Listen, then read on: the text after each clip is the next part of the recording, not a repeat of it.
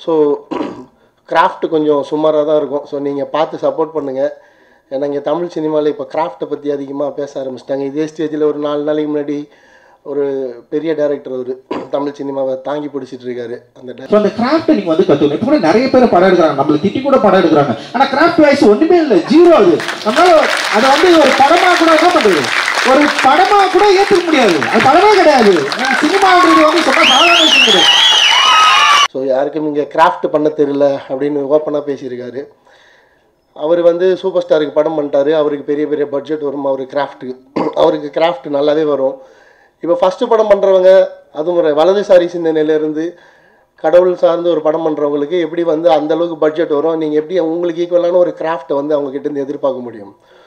So ஒரு முதல் படம் பண்ணுற இயக்குனருக்கு வந்து அந்த படம் பண்ணுறது எவ்வளோ கஷ்டம்னு அவனுக்கு தான் தெரியும். அவன் எங்கேயோ ஒரு கிராமத்துலேருந்து வந்து இங்கே கஷ்டப்பட்டு ஒரு ஃபஸ்ட்டு படம் அப்படி தான் இருக்கும். ஏன்னா அன்றைக்கி அந்த மேடையில் பேசின இயக்குனரோட முதல் படத்துலேயும் கிராஃப்ட்னா என்ன அப்படின்னு மக்கள் பார்த்து அவங்க பாராட்டி தான் அவர் வந்து வந்திருக்காரு. அப்புறம் ஸ்டேஜில் வந்து இங்கே வர படங்களுக்கெல்லாம் கிராஃப்ட் இல்லைன்னு சொல்கிறது ரொம்ப தப்பு. நீங்கள் சும்மா யாருனாலும் வந்து எடுத்துக்க முடியும்லாம் கிடையாது, யாருனாலும் எடுக்கலாம். ஆனால் இந்த கிராஃப்டை அண்டர்ஸ்டாண்ட் பண்ணி எடுக்கிறது இல்லை, அது ஒரு பெரிய சவால். அந்த சவாலை ஏற்றுக்கிட்டு அந்த கிராஃப்டை நீ கற்றுக்கிட்டு உன்னுடைய கதையை வந்து உன்னுடைய கதை மாந்திரத்தில் அந்த கிராஃப்டில் அப்படி உழவு விட்டு அவங்க ஒரு ஃப்ரேம் வைக்கணும். நீ ஃப்ரேம் வச்சோன்னா அப்படி வந்து ஸ்பைக்லி வந்து அப்படி பார்த்து நிற்பாங்க. அந்த மாதிரி வந்து சும்மா ஏதோ படம் எடுக்கிறாங்க எடுத்துக்கூடாது. ஸோ கிராஃப்ட் அப்படின்ற விஷயம் வந்து அவங்க வளர பட்ஜெட் வளர அவங்களோட கிராஃப்ட்டும் வளரதான் செய்யும்.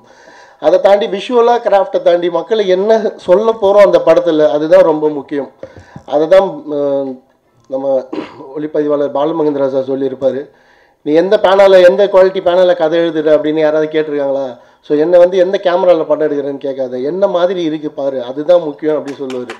பாலுமகேந்திரா கூட சேர்ந்து வேற லெவல் பாலுமகேந்திரா இவங்கெல்லாம் வந்து அந்த கிராஃப்டை வேற லெவலில் அண்டர்ஸ்டாண்ட் பண்ணி ரொம்ப எளிமையாக மாற்றினாங்க. சினிமானா வந்து இவங்க தான் எடுக்க முடியும், அவங்க தான் எடுக்க முடியும் அப்படின்றத உடச்சி பிரேக் பண்ணவங்க தான் இவங்க எல்லாருமே. என்ன சொல்ல வரோம் சினிமாவில், எங்களுக்கு கிராஃப்ட் தெரியுது தெரியல அதெல்லாம் தாண்டி நாங்கள் சொல்கிற விஷயங்கள் இந்த மண்ணுக்கு பயன்படுது, இந்த மக்களுக்கு பயன்படுது, இந்த மக்களோட பிரச்சனையை சினிமாவில் பேசுகிறோமா, இந்த மக்களுக்கு தேவையான விஷயத்தை கன்வே பண்ணுறோமான்றது தான் பார்க்கணும். அதுதான் எங்களுக்கு தெரிஞ்ச கிராஃப்ட். ஸோ என்னோட படம், நான் பண்ண படம், அவங்க மோஸ்ட்லி என்ன எதிர்த்து தான் அதெல்லாம் பேசினாங்க. நான் பார்த்து அவங்க அடிக்கடிக்கு மீட்டிங் போடுறப்பெல்லாம் நான் என்ன சார்ந்து இருக்கிற சில இயக்குனர்கள் அவங்க மாதிரி பண்ணுற வலதுசாரி சிந்தனை படங்களை தான் அப்படி அப்பப்போ கவுண்டர் பண்ணி பேசுவாங்க. ஸோ இங்கேருந்து வளர்ந்து வர வலதுசாரியிலேருந்து இப்போ தான் சினிமா பேச ஆரம்பிச்சிருக்கு. ஸோ அதே வந்து இங்கேயே அவங்க வந்து எப்போ பார்த்தாலும் அதை கலாய்ச்சிட்டு பேசுகிறது வருத்தமாக இருக்குது. அது நீ உங்கள் வேலையை பாருங்கள், எங்கள் வேலையை பார்க்குறோம். எதுக்கு பயம், எதுக்கு மேடை போட்டு எப்போ பார்த்தாலும் அந்த 100 முகங்களில் தான் திரும்ப கேள்வி கேட்டு அதுக்கு பதில் சொல்லி அதை வந்து ப்ரமோட் பண்ணிட்டியா? அதெல்லாம் நீங்கள் உங்கள் வேலையை பாருங்கள். இங்கே படம் பண்ணுறவங்க இங்கே படம் பண்ணுறோம். மக்கள் வந்து எதை நல்ல படமோ அதை வந்து மக்கள் பார்க்க போகிறாங்க. ஸோ கிராஃப்டை பற்றி சினிமாக்குள்ளே பேச வேணாம், பத்திரிகையாளர்கள் பேசட்டும். ஸோ சப்போர்ட் பண்ணுங்கள் இந்த படத்துக்கு. அண்டு அன்றைக்கே வந்து சூப்பர் ஸ்டார் பற்றியும் அன்றைக்கி ஒரு நக்கலான கமெண்ட் இருந்தது. அது பார்க்க ரொம்ப வருத்தமாக இருந்தது. ஏன்னா அவர் வந்து படம் கொடுக்கலன்னா இன்றைக்கி வந்து இங்கே இவ்வளோ பெரிய கூட்டம் கூட்டி நீங்கள் வந்து இப்படி ஒரு ஆளாக உருவாகிருக்க முடியாது. ஸோ அவரை வந்து அரசியல் தெரியாமல் தான் அந்த படத்தில் நடித்த மாதிரி அவ்வளோ நக்கல் நையாண்டி பண்ணதெல்லாம் ரொம்ப வருத்தமாக இருந்தது பார்க்க. எங்களையாவது சித்தாந்த ரீதியாக இருக்கிறீங்க, அவர் வந்து உங்களுக்கு வாய்ப்பு கொடுத்து உங்களை வளர வச்ச ஒரு மிகப்பெரிய அவர் ஆன்மீகவாதி. அவர் எல்லாருக்கும் பிடிக்கும் அவரை. இந்த சமீப காலமாக தான் அவரை பற்றி நிறைய விமர்சனம் வர ஆரம்பித்தது. அது காரணம் எல்லாம் உங்களுக்கே தெரியும். அவர் அன்றைக்கி அவ்வளோ நக்கலாக நையாண்டி பண்ணி சிரித்ததெல்லாம் ரொம்ப கஷ்டமாக இருந்தது பார்க்க. சுத்தமாக எனக்கு முதல் படம் கொடுத்த ரிச்சர்ட் சார் வந்து நான் பழையவனார்பட்ட சரியாக போகிறதுக்கப்புறம் திரௌபதி பண்ணுறப்ப ரிச்சர்ட் சார் எனக்கு வந்து ஃப்ரீயாக நடித்து கொடுத்தாரு. அவரும் அப்போது வளர்ந்து அவர் நிறைய படங்கள் பண்ணி அவர் ஒரு வெற்றியாக வெயிட் பண்ணிட்டு இருந்த ஒரு ஹீரோ. அந்த நிலைமையிலேயே எனக்கு வந்து ஃப்ரீயாக நடித்து கொடுத்து அப்படி தான் நான் திரௌபதி உருவாக்கினேன். இன்றைக்கி வரைக்கும் நான் அவருக்கு நன்றியோடு தான் இருக்கேன். எந்த மேடைக்கு போனாலும் அவருக்கு வந்து நான் நன்றி சொல்வேன். ரிச்சர்ட் சாரால் தான் நான் வந்து இந்த ஸ்டேஜுக்கு வந்தேன்னு.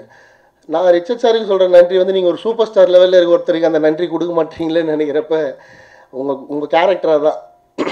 ஸோ அதெல்லாம் பண்ணாதீங்க சினிமாவில், அது வந்து தப்பு. அது வந்து அவர் வந்து சான்ஸ் கொடுக்கலன்னா நீங்கள் ஒன்றுமே இல்லை, இந்த ஸ்டேஜில் நின்று இருக்க முடியாது. இதே ஸ்டேஜில் தான் வந்து அவரை பற்றி அவ்வளோ கேவலமான ஒரு சிரிப்பு அந்த கேள்வி வரப்போ அவருக்கு அரசியல் புரிதல் இருக்கா இல்லையானலாம் நமக்கு தேவையில்லாத வேலை. அவர் ஒரு நடிகர் நம்பி உங்களை படம் கொடுத்தாரு. ஸோ அது வந்து மிகப்பெரிய தப்பு. அதுக்கப்புறம் அதுக்கு மன்னிப்பு கேட்காம அந்த சிரிப்புக்கு எவ்வளோ பவர்ஃபுல் பாருங்கள் அப்படி மறுபடியும் பேசுகிறது இன்னும் எரியிற நெருப்பில் எண்ணெய் ஊற்றுற கதை தான். ஸோ அது மாதிரி வேண்டாம், அது மாதிரி பண்ண வேண்டாம்.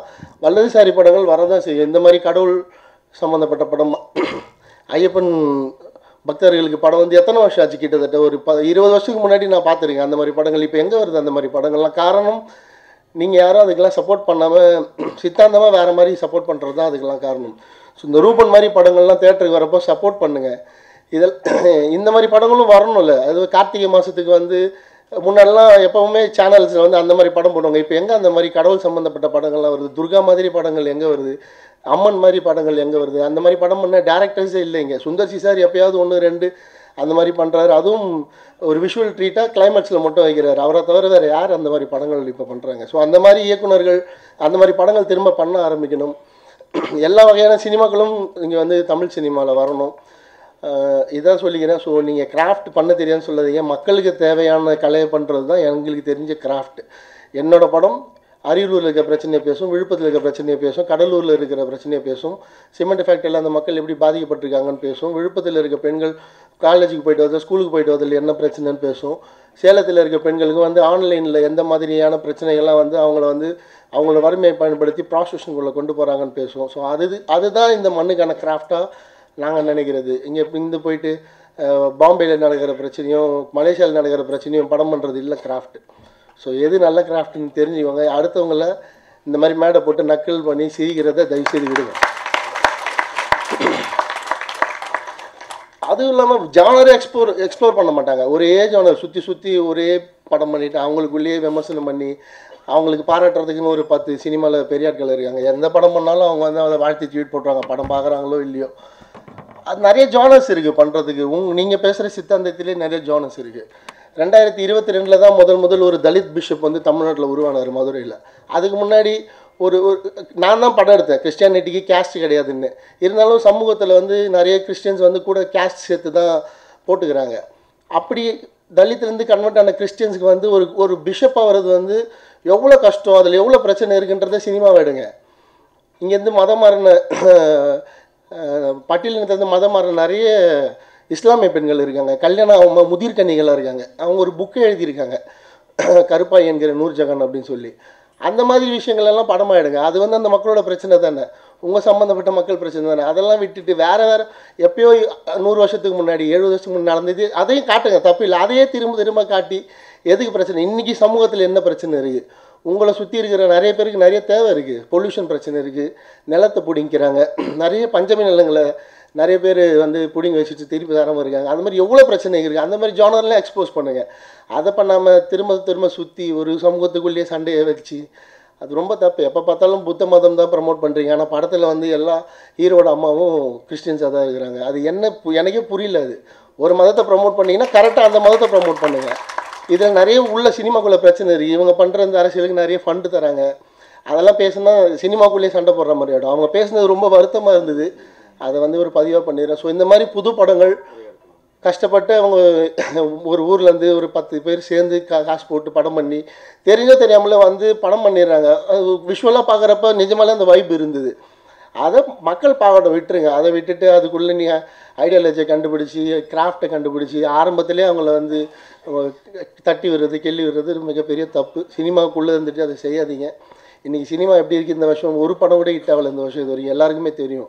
ஸோ சினிமா நல்லா இருக்கணும்னா சினிமாக்குள்ளே இருந்து எல்லா படத்தையும் சப்போர்ட் பண்ணுங்கள். ஐடியாலஜிக்கெல்லாம் படத்தை சப்போர்ட் பண்ணாமல் நான் சொன்ன ஜானர்லாம் நீங்கள் படம் பண்ணுங்கள். நான் வந்து உங்கள் கூட நின்று ஸ்டேஜில் நின்று உங்கள் படத்தை வாழ்த்துறேன்.